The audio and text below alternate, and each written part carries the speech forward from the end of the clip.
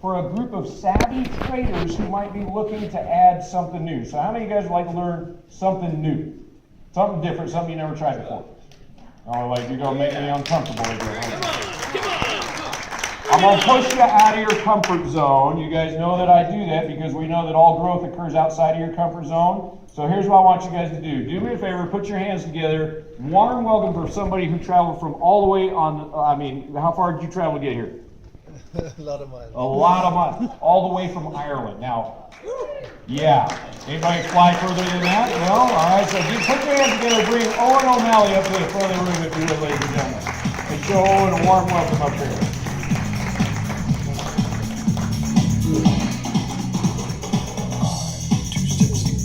Okay. Good morning. That man hug didn't go too well, did it? So you're all very welcome. Very, very excited.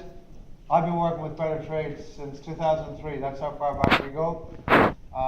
We've had occasion to bring Mark Latimer to Ireland a number of times. Ryan Litchfield, as you probably all know, has been with us many times. Darlene Nelson has been with us, and John White has been over to visit with our students. What we do is we take people, now I know this doesn't apply to you guys, I mean you guys are highly sophisticated, I've already got a feeling for what you've already been learning this weekend, and speaking to most of you, you're at a very high level compared to most people in the market. But what we do is we take people that have absolutely no clue about the stock market, are probably terribly afraid of the market, don't know where to start, and we take them to a very basic level. And what we do is we create for them a very safe and supportive environment called an investment club. The way it simply works is that we meet with them once a month for 1 hour on a webinar.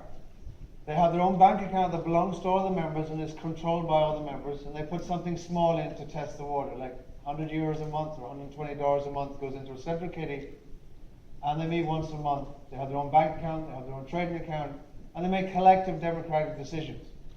And one of the things that I've observed over almost 20 years now, teaching 24,000 students from 50 different countries in 15 different languages, is that the way people interact with each other in clubs, but more importantly, the way they interact with Mr. Market. Because Mr. Market is like a person, is he? Right. Yeah? Schizophrenic. Can go up, can go down, you have no clue what he's going to do next. So how you as an individual will interact with the market determines your success. And some people say the stock market is just like holding a mirror up to yourself. One of my great teachers back in 1996, I had the great pleasure of attending the Tony Robbins Financial Mastery course in Hawaii in 1996, which was delivered by 24 of the most successful investors on the planet at that time. One of our teachers was Sir John Templeton. At that time, I think he was about the 11th richest man in the world. He said a very simple thing. He says, folks, if you can learn to master your emotions, you will master the market.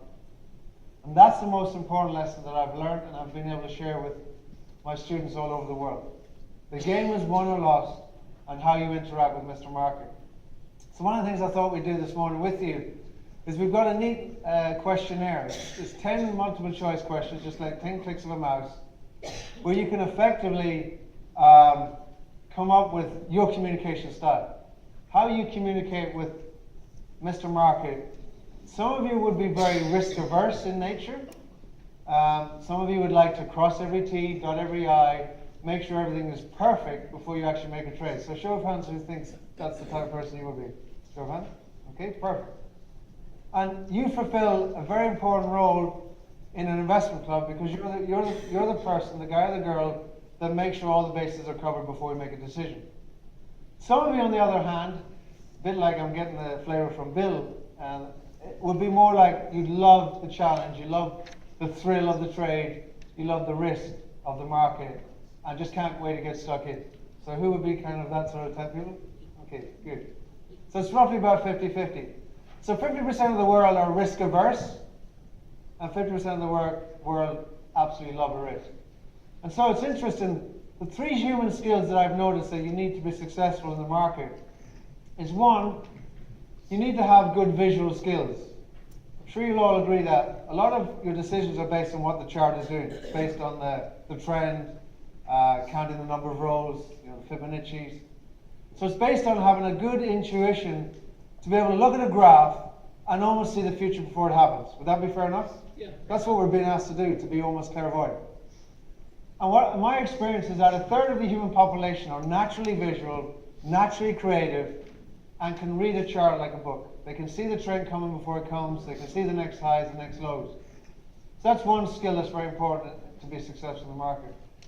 The second skill that's very important is to know what to do next. To almost be like a chess player. All excellent chess players can actually see the next 3 or 4 moves on the board before they actually happen. They have it mapped out in their mind. Here's what I'm going to do if this guy moves here. I've got my next 3 or 4 moves mapped out. So again, for you guys to try and choose a strategy, doesn't matter what strategy you do. It doesn't matter whether you do spreads with John White, or directional trades with Mark A, or some of the cover call stuff that Bill was talking about this morning.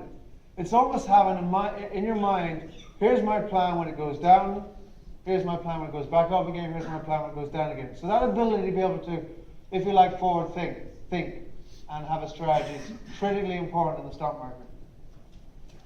And the third skill that you need is to, for what we certainly do, and we'll be sharing with this with you in a while, is to be very analytical. To be able to look at a set of data and say, this is what this means. And to be able to read the strength of a company and have that sense of certainty that this is a very strong company, this is not going to go out of business, and this has got potential for growth. And so it's that visual, analytical, and strategic skill. It's those 3 skills put together makes you an incredible trader. Unfortunately, most of us on the planet don't excel in all 3. We excel in 1 or 2, but are weak in 1 or 2.